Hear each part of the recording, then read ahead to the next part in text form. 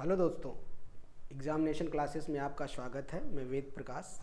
आज हम लोग हिंदी का सेकंड वर्णमाला पढ़ रहे थे। तो वर्णमाला में हम लोगों ने स्वर कंप्लीट किया था, व्यंजन चल रहा था, तो उसको आगे कंटिन्यू करते हैं। और कंटिन्यू करने से पहले थोड़ा सा आप ऊर्जावान होइए। जिस मेहनत से आज आप भाग रहे हैं वही कल आपको सफलता दिलाएगी। कह रहा है जिस मेहनत से आप आज भाग रहे हैं वही कल आपको सफलता दिलाएगी। झोंक दो खुद को इस आग में, यही आग आपको एक दिन क्या बनाएगी, हीरो बनाएगी।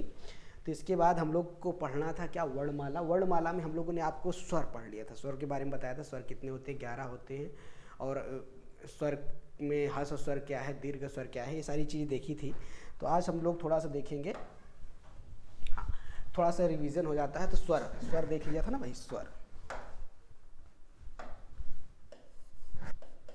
स्वर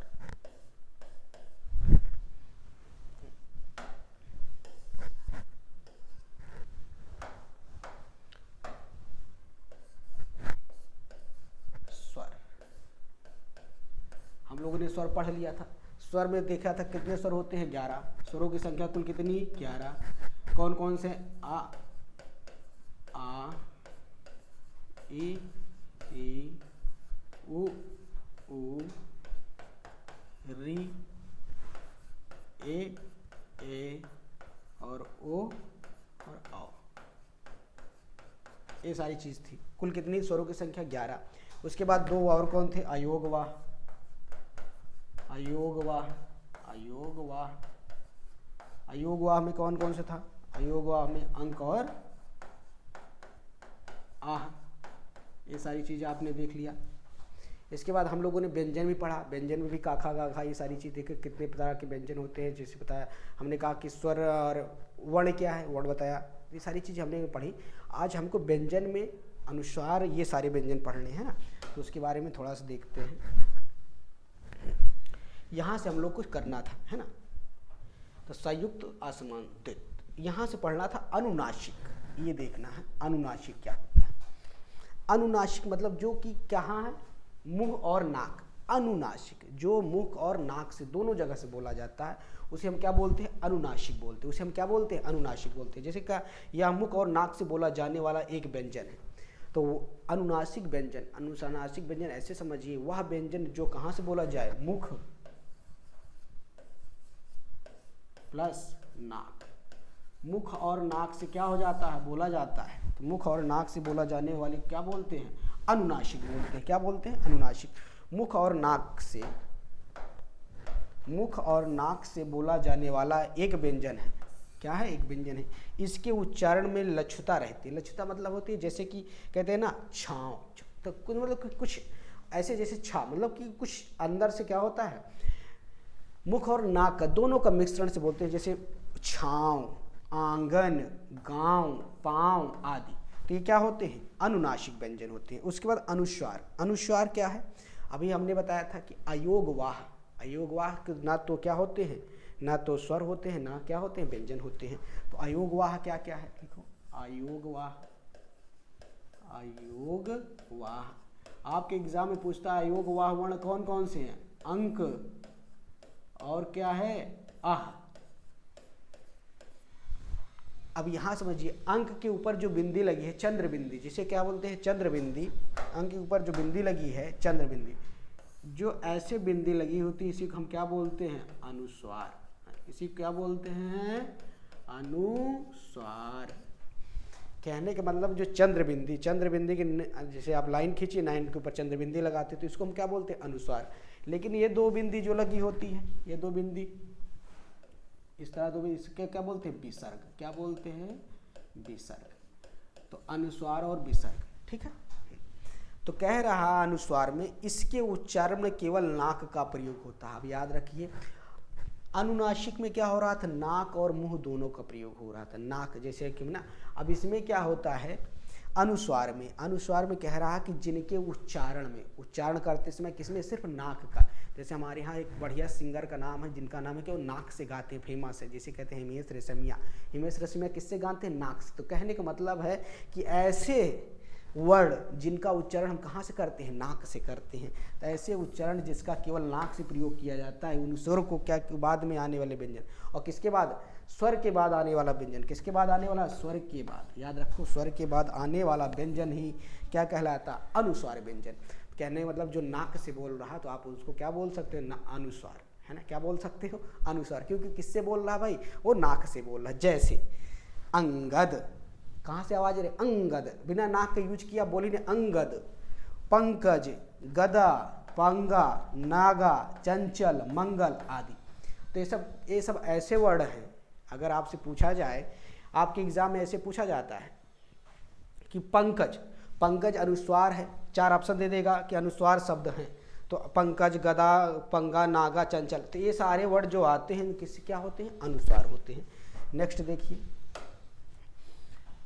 निरुनासिक, निरुनासिक क्या है, निरुनासिक, यह केवल मुख से बोला जाने वाला है।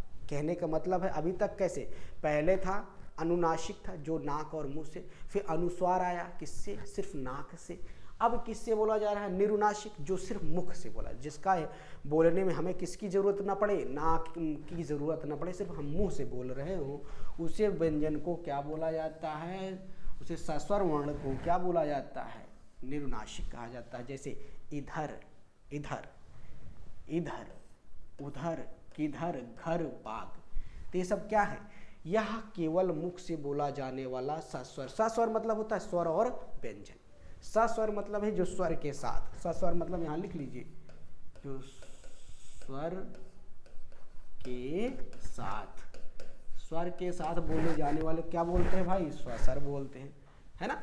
हाँ, तो कहने का मतलब ये है ऐसे शब्द, अब व्यंजन की डिफिनीशन ही बताते समय हमने आपको क्या बताया था कि ऐसे शब्द जो स्वर की सहायता से बोले जाते हैं उन्हें हम क्या कहते हैं, व्यंजन कहते हैं। और व्यंजन में हमने पढ़ रहा था क्या, निरुनासिक, तो यह केवल मुख से बोला जाने वाला क्या है, सस्वर वर्ण होता है।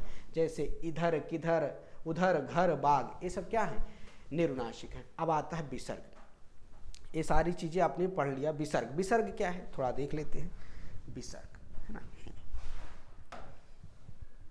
अभी तो अनुस्वार पढ़ रहे थे, अनुस्वार हमने कहा अयोगवाह 2 होते हैं, एक अनुस्वार और एक विसर्ग।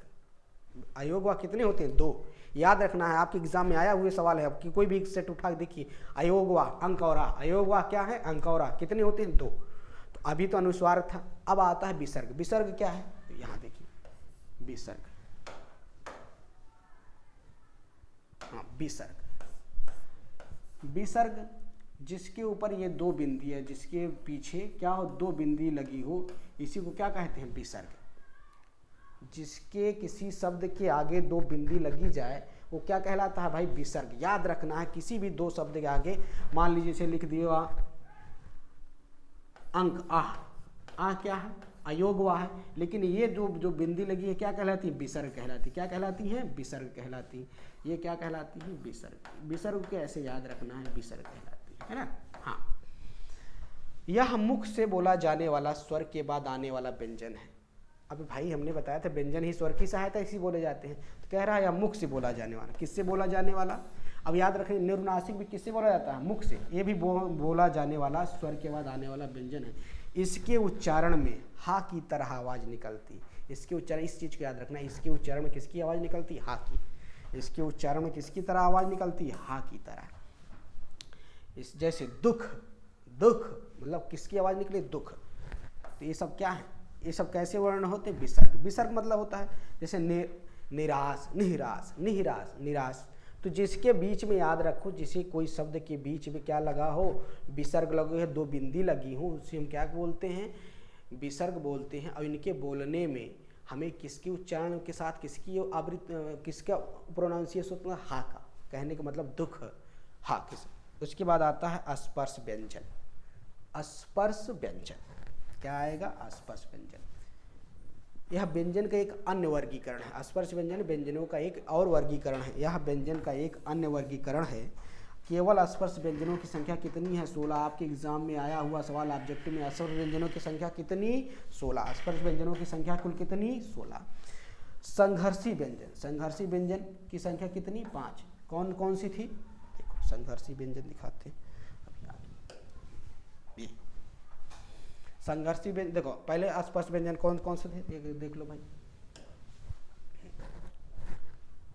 क्या अस्पर्श व्यंजन, अस्पर्श व्यंजनों की संख्या 16, अस्पर्श व्यंजनों की संख्या 16 है। देखिए कौन कौन से हैं, क ख ग घ ट ठ ड ढ त थ द ध प फ ब भ।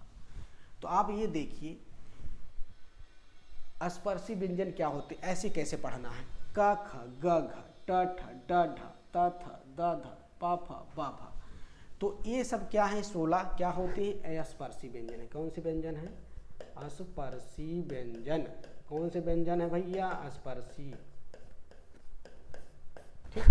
संघर्षी व्यंजन, संघर्षी व्यंजन जैसे स ख स ह, तो सा खा साहा को क्या बोलते हैं, ऊष्म व्यंजन भी बोलते हैं। इसको और क्या बोलते हैं भाई, ऊष्म व्यंजन बोलते हैं। और ख ग ज फ, ये आगत व्यंजन है। तो आगत व्यंजन और असंघर्षी व्यंजन या ऊष्म व्यंजन को ही क्या बोलते हैं, अब ऐसे याद रखिए, आगत व्यंजन प्लस ऊष्म व्यंजन। कौन से व्यंजन, ऊष्म व्यंजन। ऊष्म व्यंजन क्या है, ऊष्म व्यंजन सा खा सा हा। ऊष्म व्यंजनों की संख्या कितनी, 4। ऊष्म व्यंजनों की संख्या कितनी, 4। तो ऊष्म व्यंजन प्लस ख ग ज फ आगत व्यंजन, इन 4 4 8 को क्या बोलते हैं, संघर्षी व्यंजन। अस्पर्श प्लस संघर्षी व्यंजन कौन सा, अस्पर्श प्लस संघर्षी, च छ ज झ च छ ज झ। इसको भी याद रखना है, किसकी संख्या कितनी, 4।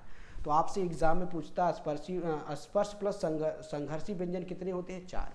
नासिक व्यंजन, नासिक मतलब हम जिनके बोलने में नाक की आवाज़ की होती है, मतलब जैसे ड ड़ न अ म, तो इनके साथ नाक से आवाज़ आती है। अंतस्थ व्यंजन, अंतस्थ व्यंजन आपको बता चुके थे यार, अलावा आपके एग्जाम में पूछा गया सवाल बार बार। अंतस्थ व्यंजनों की संख्या कितनी, 4। अंतस्थ व्यंजनों की संख्या कितनी, 4। अंतस्थ व्यंजन कौन होते हैं, या रा ला और वा, इनको याद रखना है। अंतस्थ व्यंजन ये क्या होते हैं, अंतस्थ व्यंजन, इनकी संख्या कितनी, 4। अंतस्थ व्यंजनों की संख्या कितनी, 4। अंतस्थ व्यंजनों की संख्या कितनी, 4। कौन कौन से, या रा ला वा। उस व्यंजन कौन कौन से होते हैं, शाखा साहा।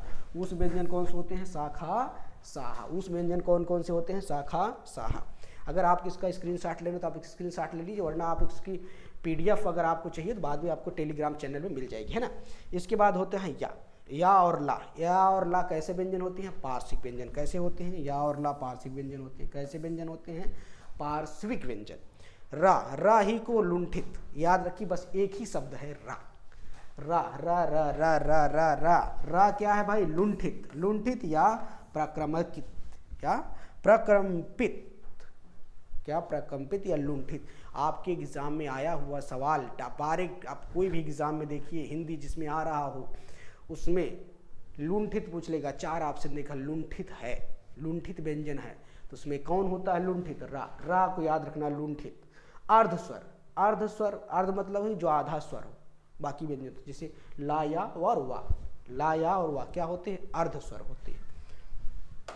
फटाफट देखते जाएंगे। उच्छिप्त व्यंजन, उच्छिप्त व्यंजन, उच्छिप्त व्यंजन, उच्छिप्त व्यंजन इसी कहते हैं द्विगुण व्यंजन। द्विगुण व्यंजन, उच्छिप्त व्यंजन को ही क्या कहते हैं, द्विगुण व्यंजन। उच्छिप्त व्यंजन को हो या ऐसे नोट करिए, उच्छिप्त व्यंजन, उच्छिप्त व्यंजन को और किस नाम, उच्छिप्त व्यंजन को और किस नाम से जाना जाता है भैया, फटाफट बोलते जाइए, द्विगुण। द्विगुण कहने का मतलब इनमें किस तरह का गुण होता है, द्विगुण होता है। डा, अब देखिए ये इसके नीचे चंद्रबिंदी लगी है, इसलिए थोड़ा अंतर है, डा और ढा, है ना।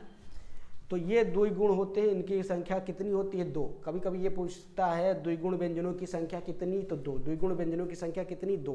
कौन कौन से, डा और ढा, डा और ढा। इसको कभी कभी उच्छिप्त व्यंजन कहा जाता है, ठीक है। इसके आगे हम लोग को देखना था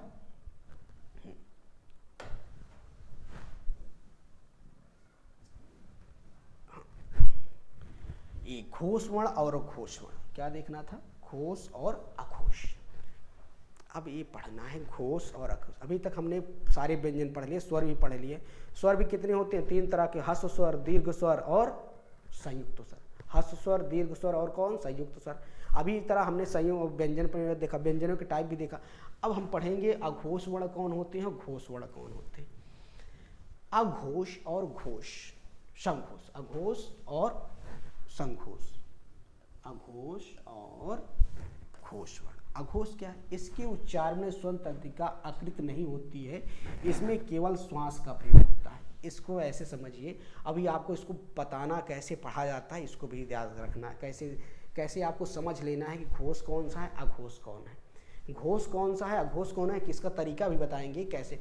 लेकिन मान लीजिए एग्जाम में तो डेफिनेशन नहीं पूछती, फिर भी आपको देखा इसके उच्चारण में स्वर तंत्रिका आकृत नहीं होती, इसमें केवल किसका, श्वास का, किसमें, किसका, इसके उच्चारण में केवल श्वास का प्रयोग किया जाता है। किसमें, अघोष में। प्रत्येक वर्ग का पहला और दूसरा वर्ग, क्या समझे, अगर का और खा, जैसे अब ऐसे समझिए, घोष क्या होता है, किसी वर्ग वर्ण का पहला और दूसरा, पहला और दूसरा। यहां देखिए, ये आ गया ना, पहला और दूसरा, ऐसे समझना है। किसी वर्ण का, ठीक ना, जैसे का वर्ग, चा वर्ग, टा वर्ग, ता वर्ग और पा वर्ग, पहला और दूसरा, पहला और दूसरा, पहला और दूसरा वर्ण क्या होता है, अघोष होता है। पहला और दूसरा क्या होता है, अघोष। ऐसे याद रखना है, अघोष। किसी वर्ण का पहला, याद रखिए, पहला और दूसरा, पहला और दूसरा, प्रथम और द्वितीय, प्रथम और द्वितीय कौन हो गया, प्रथम और द्वितीय, का खा, क ख, च छ, टा ठ, त थ, पा फा, तो कैसा होते हैं, अघोष होते हैं। तो याद रखना है, याद कैसे रखना है, किसी वर्ग का पहला दूसरा क्या होगा, अघोष होगा। बचे क्या हो जाएंगे, ये बचे वाले क्या हो गए भाई, ये बचे, कहने का मतलब हो गया बचे वाले कौन, 3 4 5। कैसे याद करना है, 3 4 5, 3 4 5, 3 4 5, 1 2 क्या हो गए, 1 2 अघोष हो गए, तो 3 4 5 क्या हो जाएंगे, संघोष, संघोष क्या हो जाएंगे। याद कैसे करना है, किसी भी वर्ण का पहला दूसरा अक्षर क्या होता है, अघोष होता है, और बचे हुए 3 4 5 क्या हो जाते हैं, संघोष हो जाते हैं। याद करने का क्या है, पहला और दूसरा अक्षर क्या हो जाता है, अघोष हो जाता है, बचे हुए 3 अक्षर क्या, 3 4 5 क्या हो जाते हैं, संघोष हो जाते हैं। ठीक, हाँ, बचे हुए क्या हो जाते हैं, संघोष हो जाते हैं। ठीक है, यहाँ तक बात हो गई, यहाँ तक की बात हो गई, संघोष। अब क्या बताया, और उसके साथ दूसरे में सा, खा और सा, ये 3 और याद रखना है, ये भी क्या होते हैं, ये घोष वर्ण होते हैं। कहने का मतलब पहला और दूसरा, पहला और दूसरा वर्ण क्या होता है, अघोष होता है, अघोष अभी बताया आपको, अघोष। ठीक, उसके बाद 3 कौन, सा सा सा, ख सा, तो कुल मिला के कितने अघोष वर्ण होते हैं, 13। कुल मिला के कितने अघोष वर्ण होते हैं, 13। अब आता संघोष, संघोष वर्ण के उच्चारण में स्वर तंत्रिका आकृत होती है। अब इसमें क्या था, स्वर तंत्रिका आकृत मतलब कि ऐसा, जैसे कहते हैं ना क मतलब इसमें क्या होता है, थोड़ा सा मुड़ जाती है, इसमें क्या तंत्रिका मुड़ती है, उसमें नहीं मुड़ती थी। और इसमें केवल नाद ध्वनियाँ या कंपन का प्रयोग, कहते हैं मतलब क्या है, इसमें श्वास का प्रयोग होता है, इसमें कंपन, कंपन मतलब होता है कुछ अंदर मुंह में जैसे कि झंझनाहट की महसूस होती है ना, कंपन का प्रयोग होता है। प्रत्येक वर्ग का तीसरा, अभी बताया ना, तीसरा चौथा और पांचवा वर्ण, तीसरा चौथा पांचवा कौन, का खा गा खा, का खा को छोड़ के बाकी तीसरा का खा चा छा, उसके बाद टा ठा, ये दो वर्ण क्या होते हैं, अघोष होते हैं। बाकी का खा ग घ अंगा, ग घ अंगा, ग घ अंगा, 3 4 और 5 क्या होते हैं, संघोष होते हैं। ठीक है, और उसके साथ या, रा, लावा और हा अंतस्थ व्यंजन को समाप्त स्वर किसी अंतर्गत आते हैं। इससे कुल संघोष वर्णों की संख्या कितनी, 31। कुल संघोष वर्णों की संख्या कुल कितनी, 31। नेक्स्ट पॉइंट में देखते हैं, देखिए हाँ, अघोष हमने बताया। अब अल्प प्रमाण महाप्रमाण भी देख लिया है। अल्प प्रमाण की बात करते हैं। पहले क्या, अघोष, पहला और दूसरा, पहला दूसरा क्या होता है, अघोष होता है। और अल्प प्रमाण देखिए, अल्प प्रमाण और महाप्रमाण देख लीजिए। अल्प प्राण और यहां पर लिख देते हैं महाप्राण, महाप्राण। देखिए विषम संख्या, विषम संख्या मतलब पहला और तीसरा, पहला, तीसरा और पांचवा। किसी भी वर्ण का पहला, तीसरा और पांचवा क्या कहलाता है, अल्प प्रमाण। और महाप्रमाण क्या होता है, विषम सम संख्या, 2 और 4। तो ऐसे भी याद रखना है कि जैसे का वर्ग, का क्या हो गया, अल्प प्रमाण होता है। और याद रखना घोष वर्ण क्या होते हैं, 1 और 2, अघोष 1 और 2। और घोष वर्ण क्या होते हैं, 3, 4, 5। तो घोष वर्ण होते हैं कौन कौन से, हमने बताया कि एक और, जैसे का और खा क्या है भैया, अघोष वर्ण है, चा छा, टा ठा, ता था और पा फा। लेकिन महाप्राण क्या होंगे, 2 और 4। 2 कौन हो गया, ये महाप्राण देखिए, ख छ ट थ फा। और कौन हो गया, घ चौथा। देखिए दूसरा ये है, थोड़ा सा मार्कर बदल लेते हैं, दूसरा ये, दूसरा और चौथा। दूसरा और चौथा क्या होते हैं, महाप्राण होते हैं। बचे कौन कौन से, पहला, पहला, तीसरा और पांचवा, ये क्या होते हैं, अल्प प्रमाण होते हैं। ठीक है, अल्प प्रमाण और कौन होते हैं, या रा लावा। या रा ला क्या होते हैं, ये होते हैं आपके अंतस्थ व्यंजन। अंतस्थ व्यंजन याद रखो, अंतस्थ व्यंजन भी क्या होते हैं आपके, अल्प प्रमाण होते हैं। और बची अघोष कौन होते हैं, स ख सा हा। नेक्स्ट आगे देखते हैं, महाप्राण। महाप्राण सा ख सा होते हैं। ये सा ख सा क्या है, इसको क्या बोलते हैं, ऊष्म व्यंजन, ऊष्म व्यंजन है ना। घोष वर्ण और ये होते हैं यार अलावा, इसको क्या बोलते हैं, अंतस्थ व्यंजन, अंतस्थ व्यंजन। इसको क्या बोलते हैं भाई, यार अलावा और हा अंतस्थ व्यंजन होते हैं, है ना। यारा ला, यारा वाह, यारा ला, हाँ ठीक है। जीवार या उच्चारण के आधार पर स्वरों के भेद। तो ये तो अग्रस्वर, अग्रस्वर कौन कौन होते हैं, ई ए। क्या होते हैं अग्रस्वर, आगस्वर मतलब होता है कि जो हमें क्या बोले जाए, आगे से बोले जाते हैं। मध्य स्वर जो हमारे बीच में, कंठ मतलब हमारे गले और जीभ के बीच के पार्ट से बोले जाते हैं। पश्च स्वर जो हमारे गले से पीछे वाला पार्ट, जैसे आ, उ और ओ। नेक्स्ट है मुखाकृत के आधार पर स्वरों के भेद। मुखाकृत मतलब होता है मुख, जैसे समृत स्वर, अर्ध समृत स्वर, अर्ध विवृत स्वर और विवृत स्वर। तो जैसे ई, उ और री, ये क्या होते हैं, समृत स्वर होते हैं। अर्ध समृत स्वर को होते हैं, अर्ध समृत स्वर होते हैं जिनको आधा स्वर हो, जैसे ए और ए। उसके बाद अर्ध विवृत स्वर, ए और औ। विवृत स्वर आ, ठीक है। इसके बाद आष्टेयकृत के आधार पर स्वरों के भेद। आष्टेयकृत आधार पर स्वरों के 2 भेद होते हैं, एक वृत्ताकार और अवृत्ताकार। वृत्ताकार में उ और ओ, बड़े वाले मात्रा जैसे ये। और अवृत्त में क्या होता है, आ ई ए। ये जो बचे हुए कुल 11 होते हैं, 11 में से 2 इसमें 3 ये आपके 4 ही हो गए। उसके बाद बचे हुए पार्ट ये क्या हो जाते हैं, अवृत्ताकार हो जाते हैं। नेक्स्ट पॉइंट में देखते हैं। हाँ, ये सारी चीज मैं आपको बता चुका, आगे देखते हैं। हाँ, थोड़ा सा ये देखना है आपको, एक चीज और बताना है, ये उच्चारण। उच्चारण कैसे, मतलब है कि कौन सा उच्चारण, जैसे का वर्ग, खा वर्ग, का वर्ग, चा वर्ग, टा वर्ग, ता वर्ग और फा वर्ग, पा वर्ग, इनका उच्चारण कैसे होता है। उच्चारण के लिए मैं आपको थोड़ा सा एक ट्रिक बताता हूँ। ट्रिक नोट करना है, क्या याद रखिए, ये ट्रिक समझ लीजिए। ट्रिक में एक याद रखना है सेंटेंस, कतम दा, कतम दा, कतम दा, कतम दा याद रखना है। कतम दा अगर आप याद रखेंगे तो आपको इनका उच्चारण याद रहेगा। जैसे क, यहाँ लिख ली क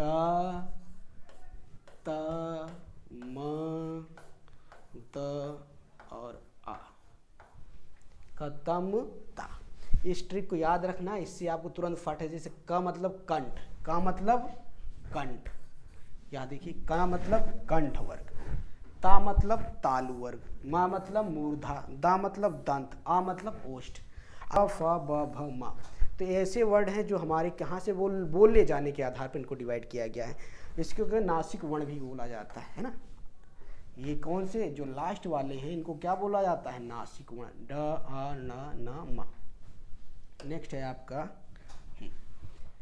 अब कह रहे हैं ना, विसर्ग में जो आ हा लगा हो, या ई या सा लगा हो, री या रा सा लगा हो, लिरी देखिए इसका उच्चारण बहुत ज़्यादा समय लगता है, या ला सा लगा हो, या ऊ और ऊ।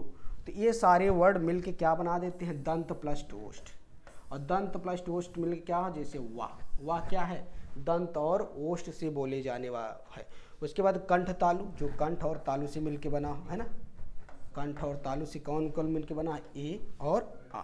ठीक है, नेक्स्ट आगे बात करते हैं फटाफट। आ और क्या है? कंठ और ओष्ठ से मिलके बना होता है। जो ओ क्या है? कंठ प्लस ओष्ठ से मिलके बने होते हैं। इसके बाद कंठ और मूर्धा से क्या बना होता है? छ, कंठ और मूर्धा से। उसके बाद दंत त्र, ये कौन से हैं? ये संयुक्त स्वर होते हैं। संयुक्त स्वर कौन से हैं? संयुक्त व्यंजन। संयुक्त व्यंजन कौन कौन से हैं? छ, त्र, ज्ञ और स्रा। ये चार कितने होते हैं? चार संयुक्त व्यंजन होते हैं। इनको बोलने में कौन? कंठ और मूर्धा का रहता है त्रा भी, और तालु और नासिक, ये क्या है। ठीक है, नेक्स्ट देख लेते हैं फटाफट। स्रा हमने बताया ना, ये बहुत ज़्यादा समय लगता है। स्रा भी क्या होता है? संयुक्त व्यंजन। कौन सा व्यंजन होता है? संयुक्त व्यंजन। संयुक्त व्यंजन स्रा। इसको बोलने में तालु प्लस मूर्धा।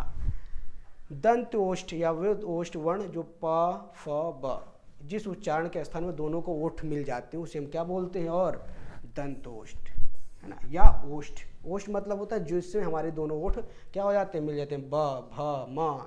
तो ये सब क्या है? ओष्ठ वर्ण हो जाते हैं। ठीक है, जिसके उच्चारण के स्थान पर दोनों ओठ मिल जाते हैं। आई होप आपको क्लियर हुआ होगा। Thank you all of you.